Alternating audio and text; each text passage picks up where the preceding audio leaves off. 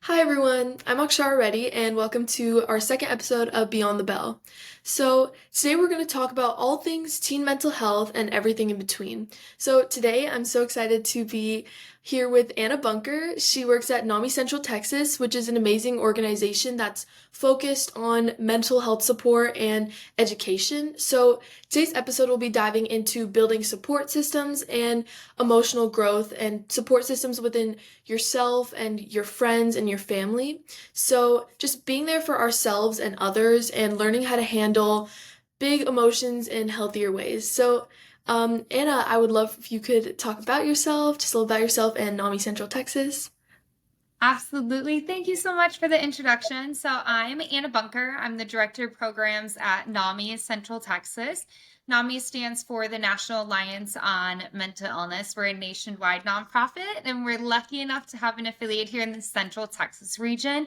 We service 6 different counties, which is quite a large service area, but it's absolutely okay. We're doing amazing work in the community. I oversee the program team, so I work alongside a family manager, a peer manager, and then also all of the volunteers that help us do our work out in the community. So we have a pretty small, mighty team, but that's okay. We have a lot of volunteers to help us do that. We specialize in peer support, whether that is for the individual that lives with a mental health condition or their close loved ones as well. So I'd like to say our bread and butter are our classes and also our support groups. So they're also free to the community or attendees as well, which is quite accessible. So we have a lot of different things going on in addition to our support groups and our classes. So checking out our website is something that is always great as well. It lists everything on there. I have been with NAMI for going on 8 years now. I started as a program participant because I myself live with a mental health condition. I then started volunteering, and then I was lucky enough to be a staff member, and it's kind of taken me to different places, different affiliates, and has given me a really great, I guess, career helping individuals that also have a mental health condition like mine or very similar. Prior to working at NAMI, I was within the sexual violence field as well. So I also have a background in sexual violence and human trafficking. The work you guys do at NAMI is just really inspirational. I feel like the fact that it's free, especially the support groups, that's just something I feel like something I stress a lot in my episodes and when I'm talking is about how some things can be really inaccessible or not Yeah. yeah, available for a lot of people. So I feel like yeah, that's just amazing and it's just very inspirational to I hear. know we really try hard to keep our programs free for attendees because we understand that cost is a huge barrier when trying to receive access to services. So Mhm. if you were to look on like Psychology Today as an example, and you want to attend a support group, it's oftentimes like $75 to $100 just to attend that one support group. And that can get Yeah. quite costly if you're wanting to attend a weekly support group. Mhm. And our support groups are not a psychoeducational model like you may find in another support group. It's just a group of individuals that live with a mental health condition or a close loved one. They're 2 separate groups that have that same lived experience. So you're able to lean on each other and share your experiences.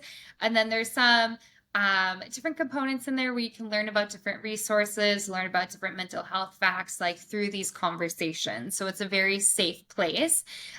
Another thing is too, is we try and make it as accessible as possible for location wise too. So our in-person programs are along bus lines. We also have virtual options as well if you don't have transportation or maybe you live outside of our service area and still want to tap into the things we're doing in the community. Yeah, that's amazing. I feel like yeah, I love that. To a little bit more about what NAMI does later. I have a few more questions on that. So we'll do that at the end. Now we can go into our main topic for today. So, we're gonna just unpack what a support system really is. Like, what does that mean? Why does it matter? So, I have a question for you, actually, a couple questions for you. When people say build a support system, what does that really mean to you? Yeah, building a support system, I like to say, is oftentimes the foundation to live well in your day-to-day life. Whether you are in a crisis or you're struggling or living well, having a community around you can really make or break you living well in recovery. This community can look like your care team, whether that is a psychiatrist, doctor, counselor, a therapist, or another support individual out in the community, like another mental health professional. It can also look like friends and family members or anyone else that you feel safe enough to bring into your world and share these emotions with. So when you have that community around you, having the peer component is also really important because it helps you feel like you're not alone and there's other people out there in the world that are living with a mental health condition or have a close loved one who does. So you're able to lean on them a little bit differently than you may lean on a therapist or a psychiatrist or someone else in your community that may not understand the full extent of what it's like to be impacted by a mental illness. So, with that, you're saying like it's better when you have a support system with people who you trust and who've also gone through the same things as you. Yes. So I don't know if there's been a time where you've like tried explaining to someone what you're currently going through and they'll just say like, I'm sorry, that's really tough, or that really sucks, or they just don't always like they can't relate to you so they can provide sympathy, but they're not able to provide empathy, which is Yeah. definitely okay. Not everyone can provide empathy, but when you're in that peer aspect of someone who has gone through it, they're like, you're not alone. I've gone through something similar, or I'm going through it right now. I completely understand. I hear you and I see you. And they can provide that empathy and sometimes beyond that, the compassion to lift someone up and give them hope. Yeah, that's really helpful for me to hear, especially. I truly didn't really know what support system meant in that aspect. So I feel like this is a conversation that people really need to have. So, Yeah. do you have any like sort of just like a small answer, like why is a support system so important, especially in our teen years? I feel like you kind of answered this a little bit, but just like anything to add on that. No, that's okay. Let me focus a little bit more on the teenage years. So obviously, y'all are going through a hard time. Once you hit middle school and high school, your bodies are changing, your emotional regulation is changing. You may not have the best home life. You're trying to figure yourself out, and you're also trying to navigate friendships. And that is something that is really hard. There's a lot on your plate that you have to kind of shuffle through and be like, what is going to be my priority today? Or what do I want to focus on? Because there's so many different competing aspects as you're going through all of these life changes, oftentimes you start to feel like you are alone. You start to feel confused. You start to feel maybe depressed or anxiety, or you may not know how to navigate all of these challenges. It's just something that's kind of like forced on you. So when you have your friends to rely on, or your parents or guardians, or another safe, trusted adult, they can help guide you through life, basically. And that's something we never want to do life alone.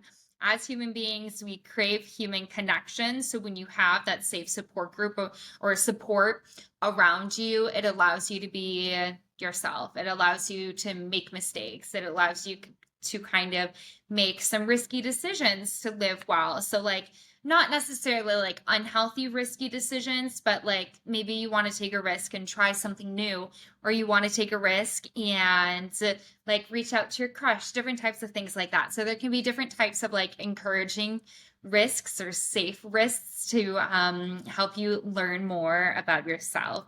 So when you have friends that support you and can kind of encourage you on, but also keep you steady and set boundaries, that's a really good learning moment for people.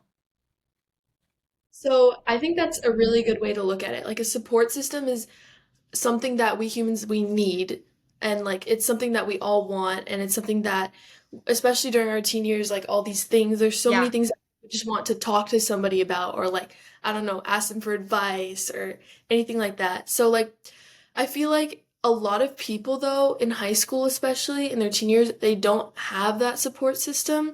Either Yeah. maybe they feel left out or they don't have good friends, or obviously their home life, they don't have anybody to talk to there. So, what would you say to somebody who doesn't have that kind of support system? Absolutely. I always encourage getting involved in extracurricular activities because everyone who gets involved on that one specific extracurricular activities has a similar interest in whatever that is. So for me, when I was in high school, I was part of the dance team. So Mhm. it was we were a team. We were very close. We all loved to dance. It was something that gave us an outlet to express our emotions. I was on a couple different dance teams, private and the school dance team. Um, it also gave me a really good foundation to learn some skills. So how to have discipline, how to work towards a goal, X, Y, and Z. And we were able to do that together as a team. For extracurricular activities, I was also part of a French club and a skiing club. I didn't necessarily know how to ski, but I really liked the teacher that was leading that club. But regardless of that, when you get involved in these extracurricular activities, you already have a shared interest with that individual. When you have a shared interest, that already means you have something in common and that can help build conversations. Sometimes when you meet new people, you don't know how to start a conversation, which is totally okay as an adult. Sometimes I still struggle starting conversations with new people. Mhm. But when we have a common interest, we already feel just a little bit more safer with each other because you have that small connection and it can help you build off of that.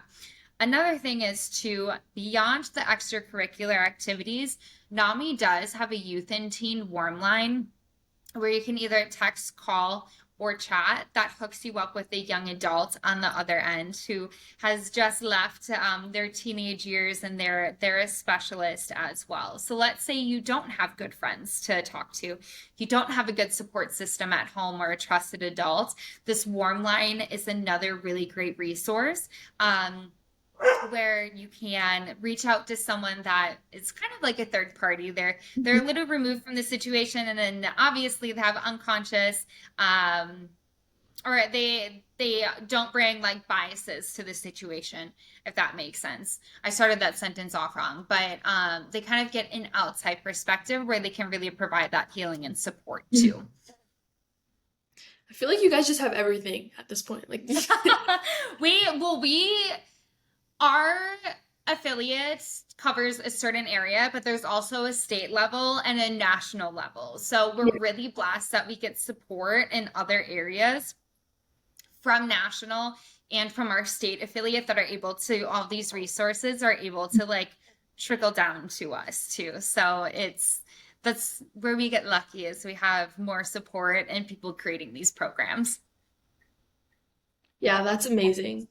All these answers are so helpful. Like even for me, not even for the viewers. Like me myself, like very impacted, and like just thinking about that, especially at school and all the extracurricular things I do. Like just feeling more appreciative for all the people who I have, who I could feel comfortable to talk to and stuff like that. And yeah, for people who don't have that or are looking for somebody to talk to, I feel like it's also good to make yourself available and like be that person also. Yeah, I absolutely. Being kind and being a friend is so valuable. I really cannot stress that enough. You don't have to be close with someone and you don't always need to have a response either. Just being there for someone in a listening ear or a soundboard can really make change within that person's life. It does inquire or require you to put yourself out there, Mhm. but that's okay. You do have to put yourself out there in life, and oftentimes you have a really big reward afterwards, even if you get a couple different no's. But being available for someone and learning how to support someone, it's also a really great life skill to have. Yes, yes, I completely agree. Um, so we can move on from what does support really look like. Now that we have a better insight on all that, we can talk about friends and family and finding your people, which we did touch Yeah. on a little like. extracurriculars, just meeting new people. Um, we can talk about what could we do if we want to open up to someone, but we're scared that they won't get it or they'll judge for it. Yeah, I always like to start the conversations with this. Do you have the emotional or the brain capacity to for me to share currently what I'm going through? You can always preface it as, you know what, I'm also really struggling right now, and I just need someone to listen to, like, to listen to me or to Mhm. talk to. And like, you don't need to know what to say, but I just need someone to be there for me. Sometimes it also doesn't look like a conversation. Maybe it can just be spending time with each other. Let's go to the mall. Let's go take a walk. Let's go get ice cream or coffee, or you want to have a movie night, different types of things like that, too. So, if you aren't able to provide a listening ear, you can still provide like a comforting space for that person. Yeah, for sure. Like sometimes people might not be, I know me, like when somebody, my friend is crying, like I don't really know how to comfort them very well or anything like that, or I get nervous. But even when I'm not the best in situations like that, I can always try to be somebody who they could just hang out with and feel better or something like that. Like I feel like Yeah. we all have ways that even if we aren't the best at something, we can still be there for them in other ways. So, I feel like I just learned about this 3H method and I'm gonna start implementing it. Do you want to be heard, or do you want to be helped, or do you want to be hugged? So, like, I can provide that listening ear if you want to be heard.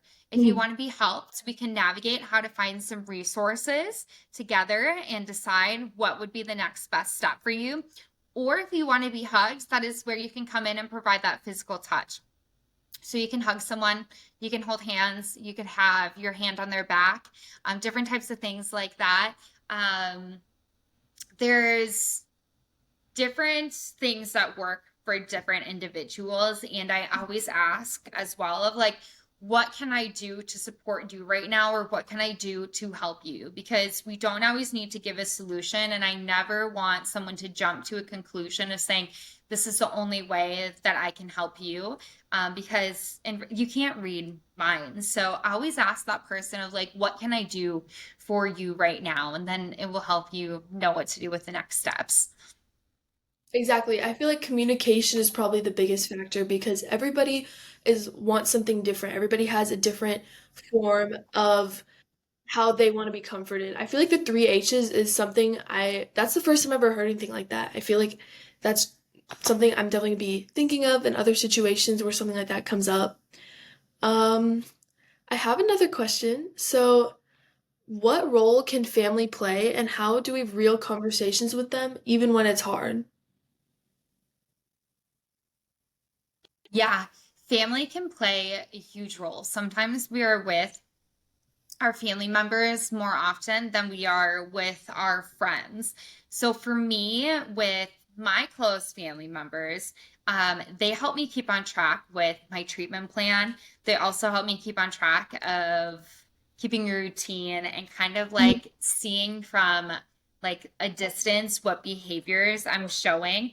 I should have shared this in the beginning. I live with bipolar disorder. So they help me like notify different behaviors before I may go into a crisis or before I may go into a manic state. So they really have learned my behaviors and have studied them so then they can help me prepare so I don't fall into depression or I don't go into a manic state. I can take these steps because oftentimes I don't realize it until I'm in the midst of it or afterwards because I get so caught up in different types of behaviors. So they help with my treatment plan. They help with encouraging me to live well and keep a routine, and then they also help with noticing these different behaviors sometimes before I catch it myself. Another thing is too is that when you have the support of your loved ones, it builds a safety net for you as well, just in case you fall, you have people to lean on.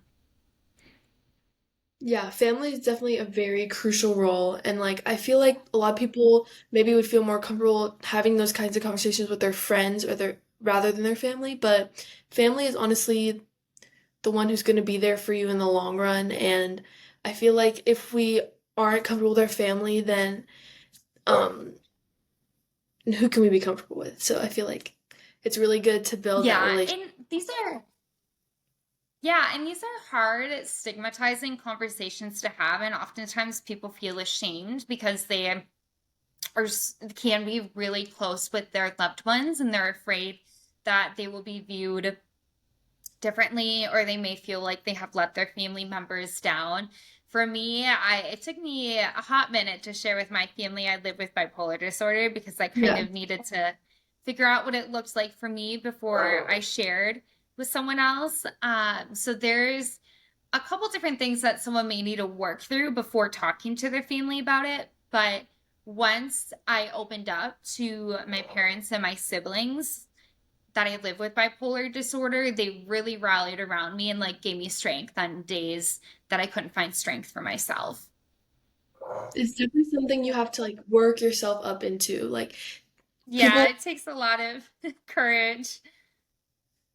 I feel like that's amazing though that you did. And now you have that support system. So I feel like it is very rewarding. And yeah, so now we can explore emotional intelligence and why that matters. So my next question was why is emotional awareness important for mental health and relationships? But I feel like we kind of touched on that. So Yeah. um I'm gonna think. I had a few other follow-up questions. How do you recommend handling tough emotions like anger or sadness or feeling overwhelmed? Yeah, I think allowing space for you to feel those emotions and not set them aside. When it comes to emotions, and as hard as it is, we have to address them head on, or either give ourselves a moment to recollect our thoughts and then go back and say, why am I feeling this way? Why am I triggered? What are different steps that I can do to de escalate my emotions? Is this causing another like prick to me that goes a little bit deeper into this wound? Or am I feeling sad and angry because I don't have the right descriptive word to describe this emotion right now? When Mhm. you're able to use the right emotion and put a label or a term to it, and not just a broad term of like sadness, anger, X, Y, and Z, it helps you see where the root cause is coming from as well. So when you have this awareness, it helps you navigate like what looks next for you to like calm yourself back down or like navigate the situation. Exactly. You really wouldn't know how to handle your feelings or how to deal with it if you don't know what you're feeling or like what emotion it is or anything or Yeah. why. I feel like just defining those for yourself and then taking a moment to calm down is probably the best way. Yeah. Yeah, So, and another thing is too is that you sometimes you can have destructive and impulsive behaviors in the mhm. height of your emotions as well. So before you make any decisions or any actions, allow yourself time to cool down and get like level headed again before you're like, okay, what is my next step? Yes, exactly. Okay, I'm glad you said it again because Yeah, we'll see if it cuts out for the podcasters listening, but if not, I'm glad they heard it, and it's never yes, bad to hear it twice. exactly. So, yeah, so we're kind of sadly wrapping up our episode soon. So I wanted to finish off. I wanted you to talk a little bit more about NAMI because I feel like it's just an amazing organization, and I'd really love if you could help teens understand how organizations like NAMI help them because I know NAMI's not the only one out there. Services does NAMI offer and especially for teens and people watching in the community? Yeah, we have a lot of different things going on. So typically we serve individuals that are 18 and older. Mhm. However, we have some educational opportunities for youth and teens where we can come into their school and provide a presentation on what mental health is, how they can help themselves, how they can help a friend, and then also suicide warning signs. So it's really a Yeah. great foundation where we can introduce mental health into their world. We also have the Youth and Teen Warm Line. However, let's say that some teen may need a little bit more than those resources. We can always connect them to a resource out in the community as well. So we can also be a great resource connector if they need something a little bit more. One thing I also should have mentioned about NAMI is that the unique thing about us is that everyone who works at NAMI or volunteers at NAMI is a peer themselves. So we work work very well alongside of different treatment plans or mental health professionals because you get that peer aspect. So Mhm. we can also help create like crisis management plans. We can also do like crisis de-escalation trainings with law enforcement. We have programs that are specific for the BIPOC community, faith-based community, Spanish-speaking community, healthcare providers. Honestly, the list goes on. So we want to make sure that we are helping different pockets in the community start the mental health conversation or get the mental health support that they need. So we have a pretty well diverse programs Mhm. that are out there. So mainly focusing on that peer support aspect and that peer model. Yes, amazing. Definitely for those of you watching and myself, definitely after this, going to go look into NAMI, even if it's not for yourself, you just want to, you know, get yourself educated, maybe for a loved one, maybe you want to recommend it to a friend. I feel like it's just an amazing resource, not even just in Central Texas. They are, is it nationwide? Yep, it's nationwide. So it's like three tiers, I like to say. It's Yeah. like we have nationwide up on top, and then underneath nation, we have states. So each state Yes. has their own affiliate. And then Mhm. underneath the states, there's local affiliates that service different counties or cities for the people that actually live within that city or that county or that geographical area. So for NAMI National, they have great resources. So, like, they're the people that we look up to for like evidence based, peer reviewed resources and education and program development. And then when it comes to the state level, they help oversee the local levels and then also still provide some of the resources such as the support groups, and then they also help train our volunteers to make sure that the local affiliates are sustainable to go and make an impact in the community.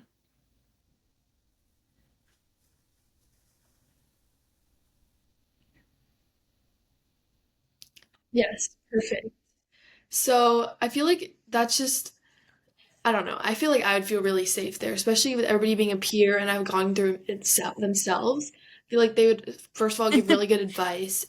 I wouldn't feel like I was being judged, or I wouldn't feel like I was just being like, I don't know the word, like consolidated? I don't know. But like console? I don't know. But like I wouldn't just feel like they were just trying to Nothing give me to sympathy. see. Like you It's said totally earlier, okay. they have that empathy. I can They tell you, they know what yeah, absolutely. We all understand like what you're going through because we all have that lived aspect, and we do consolidate a lot of our resources to make them like accessible as well. So maybe consolidated is a good term for it, or maybe like consoled. I feel very consoled yes, by that's these the word. people that I'm Yes, like yes, yes. surrounding myself with in the knowledge. Yes.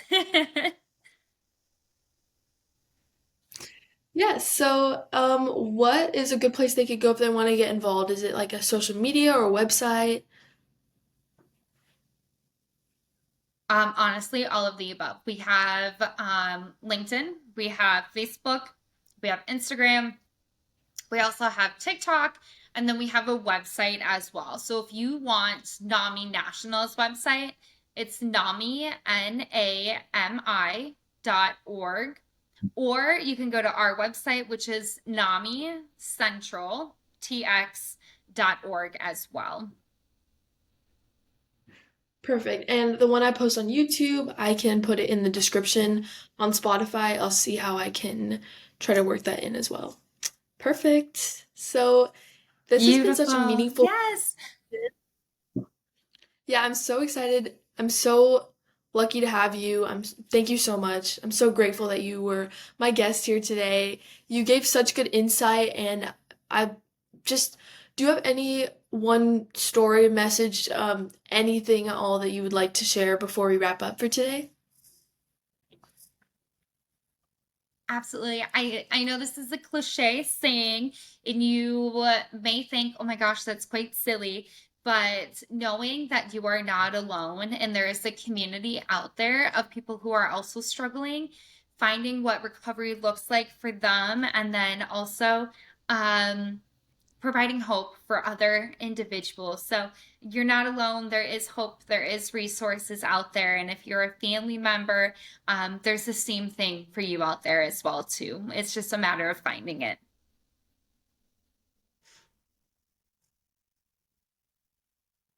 I feel like that's just the perfect way to wrap up the episode. That's like the whole meaning. No. Well, thank you Thank you so so much much for for having coming on me. to Absolutely. course, Thank and you so thank you much for for all the having. listeners who uh, have a good day to everybody watching, and make sure you catch our next episode of Beyond the Bell.